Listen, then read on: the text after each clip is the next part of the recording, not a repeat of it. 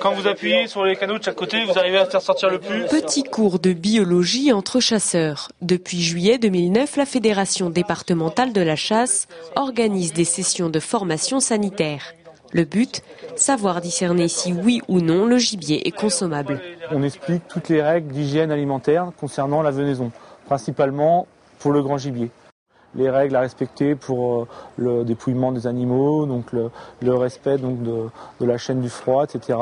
Les analyses qu'il y a à faire, donc là où ça s'impose, quand ça s'impose, et donc les différentes maladies qu'on peut être amené à rencontrer sur le gibier. Même si elle n'est pas obligatoire, cette formation suscite un réel intérêt.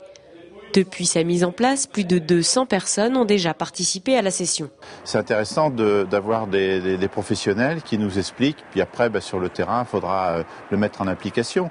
Mais moi j'ai bien retenu le principe, c'est un principe de précaution.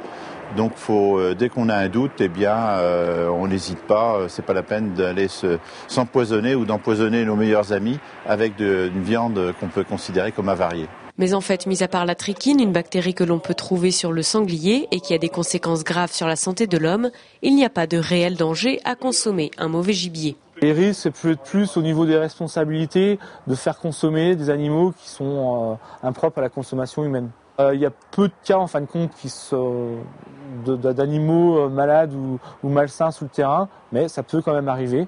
Donc c'est juste pour appréhender ces cas-là, donc il y a cette formation. Des risques faibles, certes, mais après tout, ne faut-il pas mieux prévenir que guérir ?